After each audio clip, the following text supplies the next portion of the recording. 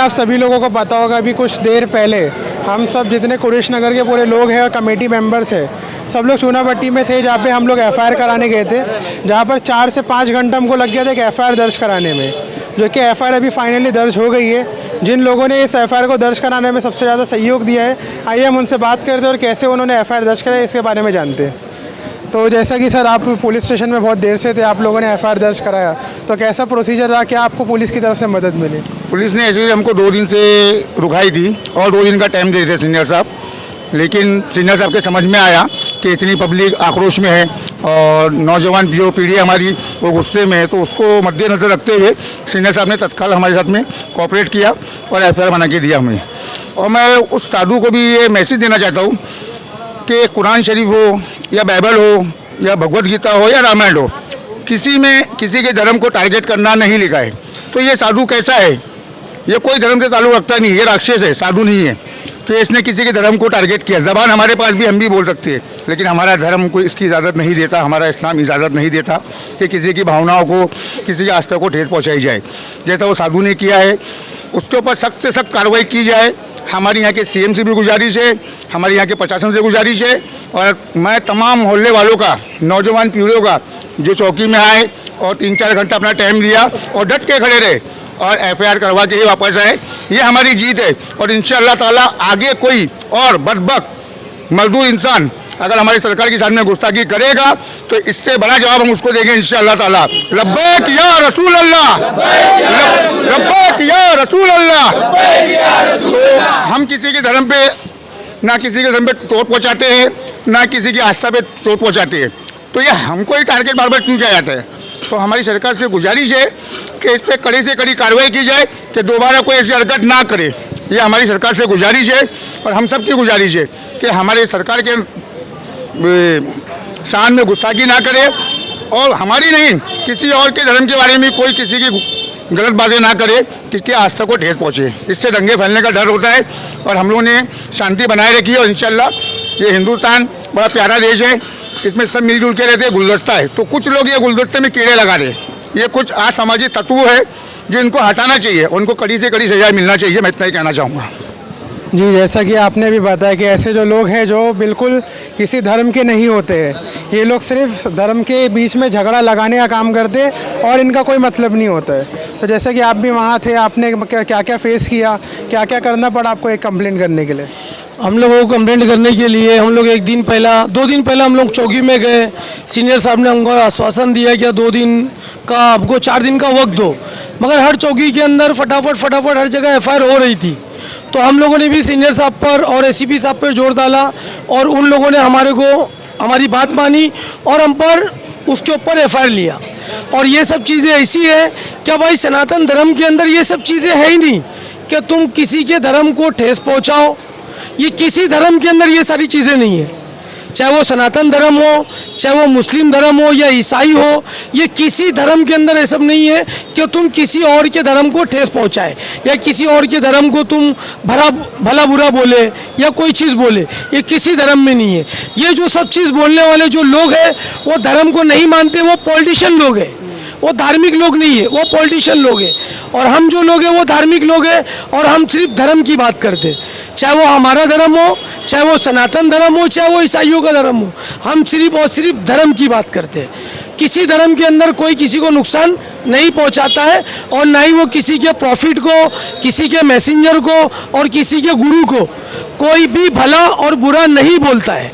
मगर इस साधु ने, इस संत ने जो हमारे प्रॉफिट मोहम्मद सल्लल्लाहु अलैहि वसल्लम को जो बुरा बोला, वो उसने बहुत गलत काम किया, वो उसको नहीं करना चाहिए था। वो अपने सनातन धर्म की तबलीग करता, वो अपने सनातन धर्म के प्रचार करता, वो अपने लोगों को बताता कि हमारे धर्म में क्या अच्छा है, हमारे धर्म में किसकी कैसी मदद करनी चाहिए, वो ये सारी चीज़ें बताता। उसने हमारे धर्म को और हमारे धर्म गुरु मोहम्मद सल्लल्लाहु अलैहि वसल्लम को उसने टारगेट बनाया और टारगेट बना के उसने बहुत भला बुरा कहा। तो हम ये चाहते हैं कि उसको बहुत सख्त से सख्त सजा मिलनी चाहिए और उसको हर जगह पे उसके नाम का एफआईआर होना चाहिए। कि जैसा कि अभी देख सकते हैं, हमने और भी लोगों से बात की है और भी बहुत सारे लोग जो थे पुलिस स्टेशन में थे, आइए उनसे भी पूछते हैं उन्होंने क्या क्या फेस किया इस कंप्लेंट को करने में। तो जैसे कि आप भी पुलिस स्टेशन में थे, तो आपको क्या क्या परेशानियों का सामना करना पड़ा? 2 दिन पहले हम लोग कंप्लेंट देने गए थे, तो वहाँ पर चुनाभट्टी से पुलिस स्टेशन के सीनियर इंजीनियर ने हमको आश्वासन देके वापस कर दिया कि हम फिर जुमेरात की आपको एनसी लेंगे। और आज उन्होंने हमको कुछ बुलाया था, तो हम लोग पूरी कुरेश नगर के पूरी आवाम अपनी अक्सरियत के साथ में गए थे। वहाँ जाने के बाद में काफ़ी देर तक मुशक्क़त के बाद उन्होंने FIR लिया है। और मेरी ये महाराष्ट्र हुकूमत और सेंट्रल गवर्नमेंट से गुजारिश है कि जो लोग इस्लाम के ख़िलाफ़ या किसी भी धर्म के ख़िलाफ़ बुरा भला कहते हैं, उनको सख्त से सख्त सज़ा देनी चाहिए। अगर ऐसा ना हुआ तो ये हिंदुस्तान में फिर फसाद मच जाएगा और आफत में नाइत्तेफाकी हो जाएगी, और ये सब करना बेहतर नहीं है। और मेरी भी ये गुजारिश है कि सब लोग मिलजुल कर रहे, किसी किस्म का कोई इंतजार ना होना पाए। तो जैसा कि अभी एक हमारा रिसेंटली एक मामला हुआ है मुफ्ती सलमान अज़हरी को लेकर, जिनके नाम पे कंप्लेंट होने के बाद गुजरात से उनका अरेस्ट वारंट निकला और उनको घाटकोपर से अरेस्ट किया गया। ये मामला कुछ 2 से 3 दिनों में हुआ था। तो आपको क्या लगता है इन बाबा को कब तक अरेस्ट किया जाएगा या पुलिस इस मामले में आगे कुछ करेगी? अभी अक्सरियत इनकी है और हुकूमत भी इनकी है, मैं इनके बाद ये इंसाफ नहीं है। ये लोग क्या करते हैं कि सलमान अज़हरी साहब ने कुछ बहुत बुरा भला नहीं कहा था, उन्होंने जो कहा था वो अलग उनका कहना था। फ़लस्तीन के बारे में उन्होंने कहा क्या कि वहाँ के लोग ऐसा कर रहे हैं, ऐसा है।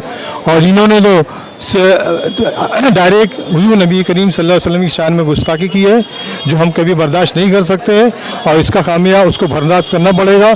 और इंशाअल्लाह वो यहाँ भी हम कुर्ला मुंबई में भी उनको FIR लेके इसी जेल में बंद कराने का काम करेंगे। और हमारे साथ में पूरी अवाम भी है, यहाँ के सारे मुसलमान हमारे साथ में, इंशाअल्लाह उसको यहाँ मुंबई में भी अरेस्ट करके उसको ये बता देंगे कि यहाँ के मुसलमान सोए नहीं है, जागे हुए। हुजूर नबी करीम सल्लल्लाहु अलैहि वसल्लम की शान में जो भी गुस्ताखी करेगा, इंशाअल्लाह उसको सबक सिखाएंगे हम लोग।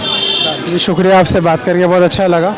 तो और भी लोग थे हमारे साथ, एक एक करके सबकी राय लेते हैं। तो जैसे कि आप भी पुलिस स्टेशन में अवेलेबल थे, तो आपको क्या क्या फेस करना पड़ा इन सब में? जो हमारे इतने लोग गए थे, इतनी परेशानी हुई थी, तो उसमें आपको क्या फेस करना पड़ा? बिस्मिल्लाहिर्रहमानिर्रहीम। सबसे पहले मैं तो ये बोलूँगा कि टाइम बहुत लगा, लेकिन फिर भी मैं बोलूँगा कुरेश नगर के या कुर्ला के अपने कुरेश नगर के चौकी जो लगती है, तो सारे जितने भी स्टाफ है सबका मैं शुक्रिया अदा करूँगा कि उन्होंने कार्रवाई करा और FIR को लॉन्च किया। लेकिन उसके साथ साथ मैं भी बोलूँगा कि हमारे जो जज है वो अपनी आँख खोले। जिस तरीके से उनके हिसाब से उन्होंने मुफ्ती सलमान अज़हरी के हिसाब की लिए आँखें खोली थी, तो मैं समझता हूँ कि इस मलून के लिए भी अपनी आँख खोलेंगे और एक बेहतर फैसला सुनाएंगे, ताकि हमको ये लगेगा हिंदुस्तान के अंदर कि कानून सिर्फ हमारे लिए नहीं है, हर एक के लिए कानून है, हर एक मज़हब के लिए कानून है। तो हम यही मतलब अपील करूँगा मैं कि जो भी है मतलब एक सच्चा इंसाफ हो, ईमानदारी से इंसाफ हो, ताकि हमारा देश के कानून पे तो हमको भरोसा है, लेकिन जो कानून चला रहे उन पे हमको भरोसा नहीं है। तो हमारा भरोसा वो जीतना चाहिए, इसको सज़ा देना चाहिए। बस मेरा यही बोलना है। जी शुक्रिया, आपसे भी बात करके बहुत अच्छा लगा। जैसे कि आपसे मैं पुलिस स्टेशन में ही मिला था, आपने बताया था कि ये चीज़ें आपको फेस करनी पड़ी है। तो अभी जो आपका FIR दर्ज हुआ है, तो इस पर आप खुश हैं? क्या है आपका अपना खुशी कैसे? तो FIR तो हुई, तो इसमें इतनी खुशी की बात नहीं है। हमारा काम और हमारा मकसद है जो जात जो है ना, इसको सख्त से सख्त कार्रवाई दी जाए, और जो भी ऐसा जो करता है उसको सख्त से सख्त कार्रवाई की जाए। इसके ऊपर FIR से हम संतुष्ट नहीं हुए, मेन है उसको अरेस्ट। ये जिधर से रहता है चूनाभट्टी चौकी, वहाँ से उसको अरेस्ट करके चूनाभट्टी चौकी लाए और कोर्ट में लाके खड़ा करे उसको, जिसने हमारी नबी की शान में गुस्ताखी किया। गुजरात से पुलिस आके मुफ्ती सलमान अज़हरी साहब को घाट के ऊपर से उठा के लेके 8 महीने तक के रखी। उनका अल्फाज यही था कि कुछ देर की खामोशी, एक शोर आएगा, आज कुत्तों का वक्त है, कल हमारा दौर आएगा। इसमें किसी धर्म और मज़हब के बारे में उन्होंने कुछ नहीं कहा था। उनको 8 महीने तक के मुफ्ती सलमान अज़हरी साहब को अभी तक हिरासत में रखे। तो ऐसा ही जैसा मुफ्ती सलमान अज़हरी साहब के साथ में किया, इससे बुरा सलूक करे कि किसी के धर्म के गुरु के बारे में गलत कहा है, और सलमान अज़हरी साहब ने किसी के धर्म गुरु के बारे में गलत नहीं कहा था। एक बोलते हैं एक शहरी जो रहती है वो कहा था उनने। तो इसके ऊपर सख्त से सख्त कार्रवाई होना चाहिए, और जो ऐसा करता है उसके ऊपर भी कार्रवाई करा जाए, क्योंकि सुप्रीम कोर्ट का कहना है हेट स्पीच के मामले में जल्द से जल्द कार्रवाई हो और अरेस्ट किया जाए। तो हमारी मांग यही है चूनाभट्टी चौकी से कि इसको जल्द से जल्द अब अरेस्ट करा जाए, अरेस्ट करके इसके ऊपर कानूनी कार्रवाई की जाए, यह हमारी मांग है। जी शुक्रिया। जैसे कि इन्होंने अपनी मांग बताई है, तो अभी देखते हैं इस पर पुलिस क्या कार्रवाई करती है, कैसे एक्शन लेती है, सरकार इसमें क्या करती है, ऐसे लोगों को कब तक खुला छोड़ती है। ऐसे ही मोर अपडेट्स के लिए बने रहे हमारे साथ QNK TV न्यूज़ पर। कैमरामैन शोएब के साथ मेरा नाम है हाशिम खान, आप देख रहे हैं QNK TV न्यूज़।